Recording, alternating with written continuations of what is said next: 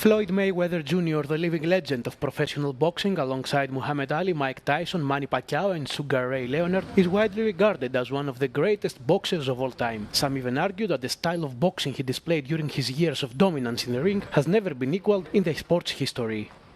Ahead of his bout against Greek champion Mike Zambidis, Mayweather spoke to Euronews about the legacy he has built throughout his career. You know, I gave the sport a lot of blood, sweat, and tears to get to this point. So, you know, I'm very, very thankful for the support from people from all around the world, people from all walks of life. And, you know, I like going out and having fun. Boxing has been good to me. The fans have been good to me. And I love going out displaying my skills and putting on a show for the people. You know, I'm in great shape. I work out every day. And I really never took any abuse in the sport of boxing. So just by being smart, being intelligent, being a very defensive fighter and being a calculated fighter, I'm able to still compete at this age. Now 49 years old, Mayweather continues to step into the ring, drawing huge crowds and filling stadiums wherever he fights. Although he has rarely crossed the Atlantic to compete in Europe, he has not forgotten his previous appearances on the continent. I've competed all around the world. I've competed in Germany. I boxed in Germany. I fought in Russia, even though Russia is Asia. I fought in London. Remember, I done an exhibition in London, but I also had, I had fights all around the world. But I never had a fight in Greece. So this will be my first time having a fight in Greece. Well, it's always great, you know, to come to Greece. It's always a beautiful place. Athens, Mykonos, and Santorini. Every time I come to Greece, I always make those 3 stops, you know. Beautiful country, and I'm happy that I'm back. The boxing legend also had a message for aspiring young fighters. To all the young people that I inspire, and if I don't inspire, this should inspire you. Believe in yourself, believe in your skills, believe in your talent, and most of all, give it 100% when you go out there and perform. From Hollywood studios to major streaming platforms, an increasing number of international productions are choosing Greece as their filming destination. With its stunning islands, iconic historical landmarks, diverse urban landscapes, and attractive financial incentives, the country has emerged as one of Europe's most appealing locations for film and television production. Between 2019 and 2024 alone, 90 international productions were filmed in Greece, with locations ranging from Athens to Thessaloniki, Crete, Corfu, and the Cyclades Islands. Η Ελλάδα είναι ένα φυσικό στούντιο με μεγάλη ποικιλία και σε πολύ μικρές αποστάσεις. Βρίσκεις αστικά περιβάλλοντα, βρίσκεις θάλασσα, βρίσκεις βουνά, βρίσκεις ό,τι θες. Τρίτον, πάρα πολύ καλά συνεργεία και συνεργεία που μιλάνε αγγλικά. Πάρα πολύ σημαντικό. In recent years, the audiovisual industry has become one of the fastest-growing sectors of the Greek economy. According to a recent study by the Foundation of Economic and Industrial Research, the sector now contributes 1.9 billion euros annually to Greece's GDP, supports approximately 44,000 jobs, and generates more than 580 million in public revenue. Η ανάπτυξη του τομέα συνδέεται με αύξηση των θέσεων εργασίας, με ενίσχυση του ΑΕΠ, άρα οικονομική ανάπτυξη. Πρόκειται για έναν τομέα που στηρίζει πολλές θέσεις εργασίας. Εκτιμούμε ότι το συνολικό αποτύπωμα του τομέα είναι σε θέσεις εργασίας είναι 44.000 θέσεις εργασίας. The benefits, however, extend far beyond the film set. The study highlights that international productions also act as a powerful promotional tool for the country, driving the growth of screen tourism, the increasingly popular trend of travelers visiting destinations they have discovered through films and television series. Supported by a new 5-year action plan and 750 million euros in available funding, Greece aims to further strengthen its position on the global audiovisual industry map. Europe is breaking heat records. These extreme events pose a threat to people's health both at home and at work. The European Trade Union Institute, a research center affiliated with trade unions, presented a report on Thursday laying out solutions aimed at safeguarding workers' health in the face of climate change. One of the report's authors emphasizes that the danger is not limited to the south of the continent. The problem is the worst in the south, of course, that's where we see most of the accidents. At the same time, though, we have been recording the highest increases of accidents in center and north of Europe. So south is already hot and it's a problem, but the center and the north are catching up very fast. According to the report, around 130 million workers across Europe becomes exposed to workplace heat stress, resulting in 277,000 related injuries and 230 deaths. Climate change is increasing the frequency and intensity of these heat waves, which also lead to reduced work capacity. Well, the optimum temperature to work in is at 16 degrees Celsius. Beyond that, for every 1 degree Celsius, we have an average productivity loss of about 2% during work.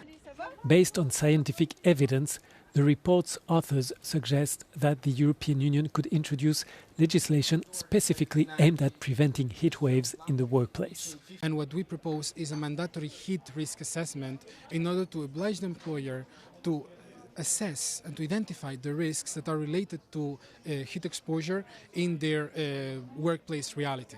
Only knowing what we're talking about, we can be able to protect workers and prevent the risks associated to heat exposure. The researchers emphasized that heat waves are a measurable, predictable, and therefore preventable phenomenon.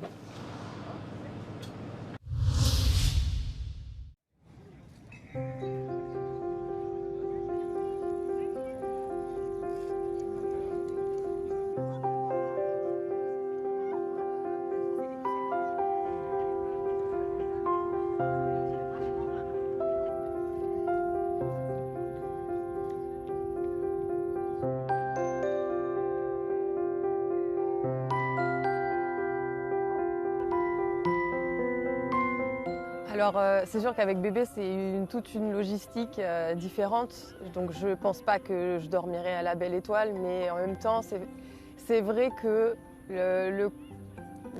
si j'avais aucune alternative confort thermique entre nous deux, ça ne nous gênerait pas. Et puis vu que le parc des Buttes-Chaumont est déjà un véritable hôtel ce soir, je me sens un peu plus en sécurité.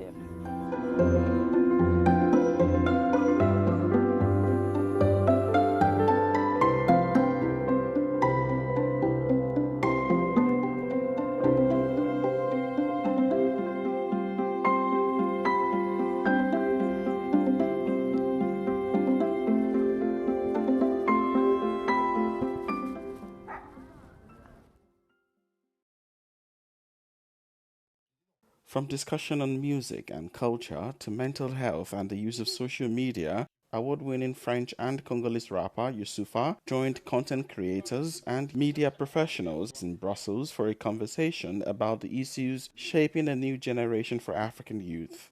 The gathering formed part of the Kuman X Brussels initiative built around the popular Ivorian podcast Laissons parler les gens, which uses humor and culture to spark conversations on issues affecting young Africans and their engagement online. Youssoufa acknowledged part of the challenges confronting the African youth in the digital age, including cyberbullying and harassment. He, however, urged the youth to focus on the positives. Il faut construire sur le positif. On a tendance à nous mettre que dans le dur, mais le dur, il va être là. Je l'ai dit sur le plateau tout à l'heure, le dur, il va être là. Il sera toujours là. Quel que soit l'endroit, quelle que soit l'époque, quelle que soit la génération. Et en fait, si on se contente du dur, finalement, on n'avance pas.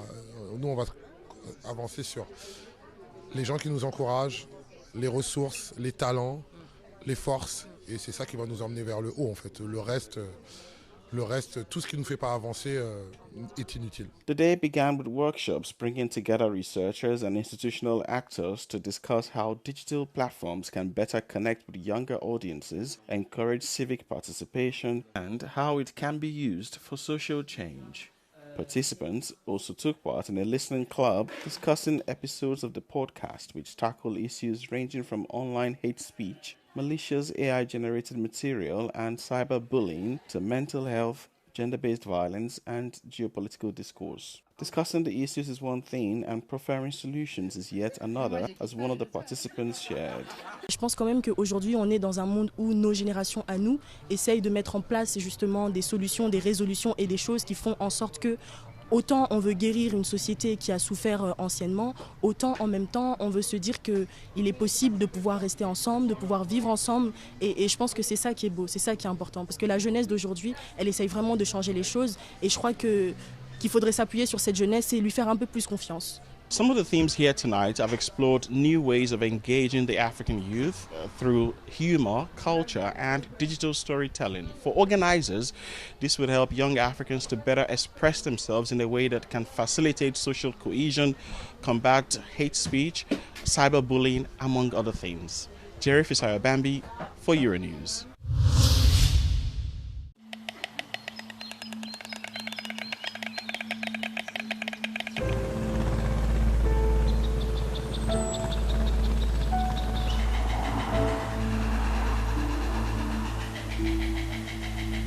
Rode gradile svoja gnjezda na krovovima štala i kuća. Drugi razlog je, za razliku od Europe gdje su rode uglavnom u hrastovim šumama, u stijenama, nad morem, dakle ovdje u potpunosti su u kontaktu i suživotu s čovjekom.